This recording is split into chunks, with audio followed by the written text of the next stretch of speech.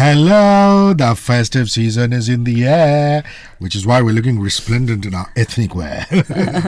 Welcome to Beyond the Plate, and what better way to start this than saying Ganpati Bappa Moria! Moria, Moria! And this is really your favorite time of the year, and you'd like to dedicate this show, this particular episode of Beyond the Plate, to your special deity. Yes, absolutely. I mean, we all know that Ganesh Chaturthi is a 10-day Hindu festival celebrated to honor the birthday of the elephant-headed younger son of Lord Shiva and Goddess Parvati. Well, interestingly, Ganesha is known by 108 names, and some of them we're going to talk about today. But what I love about Lord Ganesha is that he is the Lord of arts and science and the Deva of wisdom. I mean, after all, he has the head of an elephant, and we all know that an elephant's brain actually, I don't know if you know this, Rishi, has 250 billion neurons, almost 3 times more than us humans. Wow, that's amazing. But it isn't an ordinary elephant head that Ganesha sports, is it? Yes, no, it isn't. Would you tell us a little bit about the elephant head? Yes, it's Airavats, who was actually the vehicle of Lord Vishnu and represents, it's a symbol of rain, fertility and prosperity. Hence, Ganesha is considered as Lord of beginnings. Any important day, any important situation in life. And of course, our Ganesh Chaturthi festival starts with praying to Lord Ganesha. I mean, in fact, even when I shoot any of my videos, we always do a little, Ganpati Puja. I just had my entire studio kitchen, renovated, redone. And we started with our Ganpati Puja because once you have Gappu's blessings, then you know that everything will move in the right direction without any obstacles. Truer words have not been spoken. Let me show off a little bit. I know for a fact, Amrita, that Ganesh Chaturthi or the entire 10-day Ganpati festival is actually a very introverted family affair. And people would celebrate at home. Quite unlike the boisterous festival it has become, over the last 100 years or so. And when Ganesh Chaturthi was first observed, because of the introverted nature of the praying and the celebration, Lokmanya Bal Gangadhar Tilak, at the time, one of our foremost freedom fighters, thought, listen, people must get onto the streets, must celebrate with great fervor to show the colonials, to show the British that we're united as one nation, and to send out very direct messaging that this is a representation of the nationalist movement. This is around the 1890s. By the early 1900s, people were getting onto the streets. There was loud chanting, and the whole atmosphere was festive and partying. What else can you tell us about the tradition in Maharashtra? So in Maharashtra, basically the Peshwas had long celebrated, worshipping Ganpati. But like you mentioned, it was always done individually in individuals' homes.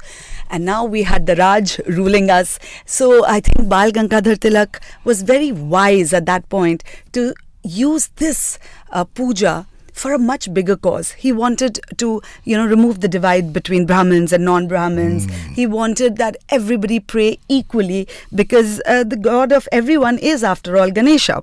He really wanted the upper classes, lower classes, the leaders and commoners to all come together and pray. And actually, he is the one who popularized Ganesh Chaturthi as a national festival.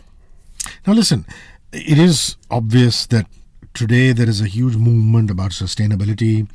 People want to even immerse in artificial ponds. The BMC has gone out on a limb saying 169 ponds will be built specifically for the occasion, for Visarjan. And people want eco-friendly materials when they build their Ganeshas. But it's not as though it's something new. We've actually come full circle. In between, we had lost our way and we were doing lots of plaster of Paris and things like that. Yes, completely. Tell us about the early idols. I think this is a good opportunity for us to discuss how eco-friendly those first idols were. Rishi, we always somehow, as time goes by, as population goes by, unfortunately, we end up losing the main ethos of why a festival started. What was the whole reason behind it? And it's amazing that today we have the technology, we have the wisdom, we have the education. But back then, when none of this was available, still people thought for the larger cause. So believe it or not, when in earlier times when these Ganesha murtis were made, they were made with clay, which, as we all know, dissolves in water.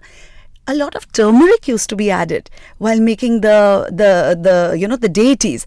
Also, favorites of Lord Ganesha, 21 herbs that get offered to him, including Durva, Datura, Tulsi. All of these actually, when they all go into the water, when we immerse Lord Ganesha after the 10-day festival, they all really contribute in purifying the environment. So those days, imagine, people thought about it while planning this festival. And if we go into a more philosophical note, it actually also teaches you that anything that comes to earth, including all of us, we all have to leave, and we leave with all our egos. So that 10-day festival, we celebrate with aplomb. Yes, we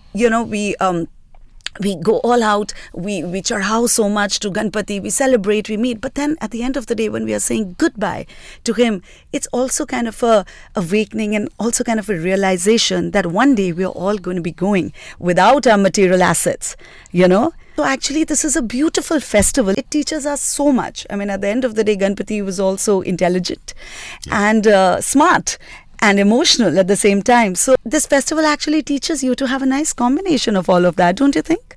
Absolutely. And now from the generic to the specific, because Beyond the Plate is about all things food, we shall go to the Lord's favorite food. Yes. And as a nice precursor to the Lord's favorite food, I think it should all start with how Ganpati Bappa or Gappu or Lord Ganesha was named. Amrita. Modak Priya. That's one of his other 108 names. And there's so many theories about how Gappu was born, why he has one tooth, why he has, why is he elephant headed. And I love these mythological stories because I think they all have a little moral to it. And, it just brings such a nice smile. But like you rightly said, we are on Beyond the Plate. So let's talk about his favorite food. I mean, when I think about it, and we all know that without Modak, you can't celebrate Ganesh Chaturthi. But why Modak in particular? So it's a very interesting story. Apparently once Lord Shiva visited Anusuya, who was the wife of an ancient sage, Atri. They went to their home in a forest, and Anusuya said, sorry, Lord Shiva, I know you're hungry, but I'm going to feed you till Bal Ganesh is properly fed. So Lord Shiva didn't really like that, but he said, okay, I'll wait. After all, it was his son. But our friend Lord Ganesha, even though he was really little, his appetite was large, and Anusuya kept feeding him a variety of foods, but somehow he was just not satiated. He kept eating, and everybody's just staring at him that what's happening. And of course, Lord Shiva was getting a little angrier by the second. So finally, apparently Anusuya gave him a small little sweet. The moment he ate that, he let out a loud burp. And the moment he let out a burp, Lord Shiva let out 21 burps simultaneously.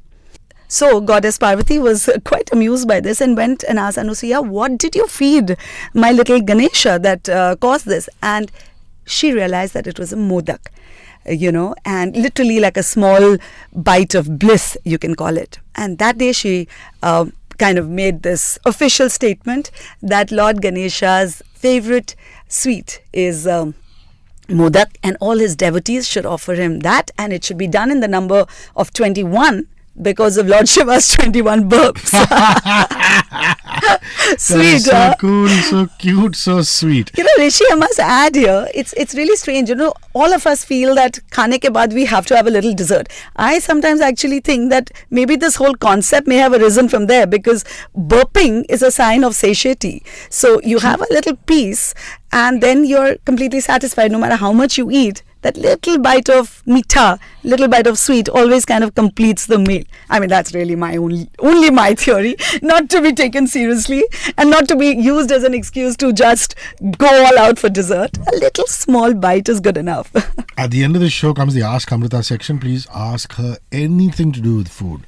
Nutrition, good eating, overeating, how to, detoxify yourself in this festive season where you're going to be eating and drinking a lot. And a lot is with a capital L-O-T. 9833-943-943. The question along with your name, 9833-943-943. All questions are taken up at the end of the show and diligently answered. Remember, the show Beyond the Plate comes to you in audio form on 94.3 Radio 1, 8:15 a.m. every single Monday. And the YouTube video of the entire episode goes up on Wednesday, 2 days later, on the Radio 1 International YouTube channel. Amrita does a recipe of the week, which she films at a spanking new studio, which you can see on at Amrita Raichand and at 94.3 Radio 1 India. Both those Insta handles. Okay, let's come to modaks now. You talked about the connection between Lord Ganesha and modaks, but we'd like to talk about the classic modak, what the modak literally means, because we are going to, it's a no-brainer. Our recipe of the week is a modak. Of course. So let's just talk a brief history of the modak in terms of what are the kind of modaks that Maharashtrians and Goans and stuff are making. Sure, Rishi. Well, we all love modaks, and actually the traditional modak is ukdiche modak, which is made with rice flour. That's the casing. It's filled with yummy jaggery and coconut, which is cooked together, and it's served with a nice slathering of ghee.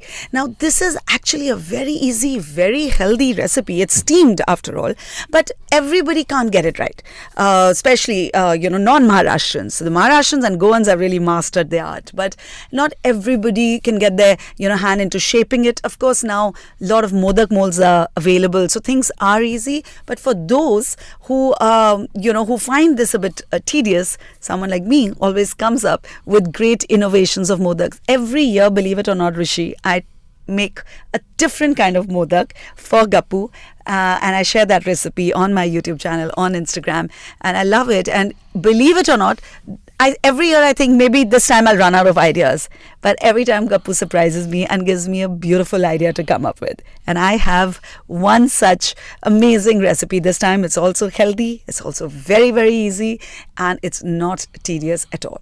Lovely. So here we go. The recipe of the day. Like they say, the word modak literally means small parts of bliss. So a little bit of bliss in your life, courtesy Chef Amrita Raichand. Let's go.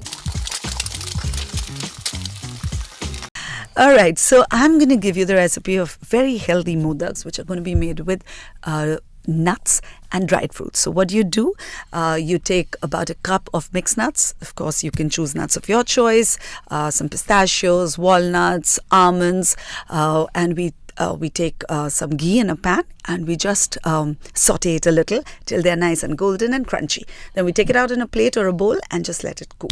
Then we take some de-seeded dates. If you don't have de-seeded dates, just remove it with the help of a knife. It's not a tedious process at all. Try and buy the softer dates so that it's easier to grind them in a blender. So use a mixer grinder, add your dates, grind them. Then you throw in your mix nuts that you have toasted. They should be nice and cool. You can grind them together, or after grinding the dates, you can just add it to the nut powder, which you do before you do the dates if you don't want to do it together. Then in that bowl, you add some cocoa powder. Now this addition was particularly done for my son, and I think it's a great hit with all the children. You can add drinking chocolate, any nice chocolate or cocoa powder that is popular in your family. Then you add some vanilla essence for that little, Western touch, and then you just mix it together. Use a mold and shape it into beautiful modaks. It's done in like literally 5 minutes, believe it or not. And as we all know, this recipe is going to be shared on my Instagram handle. So the moment the show is over, it'll be on our Insta pages. Absolutely. And why don't you talk about your YouTube page, where the slightly longer format of it is going to be there? Yes, I realized, because we got a lot of feedback saying that, the recipes are amazing that we share on Radio 1, but we want a longer version, a little more detailed talking. So I decided to make an entire long detailed recipe video, which is up on my YouTube channel, Amrita Raichand Chef and Beyond. So for that version, please do go on my channel and don't forget to subscribe to it. Wonderful. And here we go with the last but not the least, Ask Amrita section. This is from Dilnaz. Dilnaz says, because it's festival time, Amrita, we usually spend it as family time. I end up skipping exercising, although I've got good control over the food I eat and kind of healthy choices I make during festivals. Lucky you, Dilnaz. I still want some tips for quick exercises or yoga. Right. Quick exercises or yoga. Right. So I'm very happy that you can make those, correct choices when you are in a celebratory mood.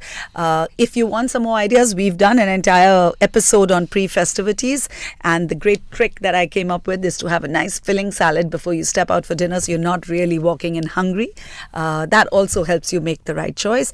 But talking about exercises, Delnas, don't beat yourself up. After all, festivities are a 1 day or 2 day occasion, and then you do get a break to kind of recover. So if you cannot really push yourself to exercise, relax. It's not the end of the world. But if you must do something, don't try and do something very heavy, because the biggest problem is if you haven't slept well enough, then the body reacts differently when you put in that additional stress of exercise. So if you manage to sleep well, then go for a nice, quick, brisk walk or a run.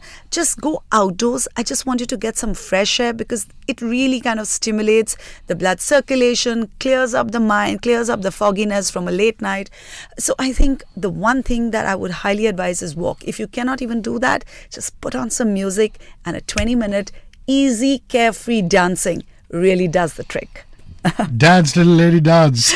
Absolutely. I'm telling you, Rishi, it's a great trick. You should try it. It just gets you into the mood, and you burn a lot of calories, and you just feel happy. And I think that's what's most important, isn't it? Yes. Happy Ganesh Chaturthi to everybody who's listening as well as watching.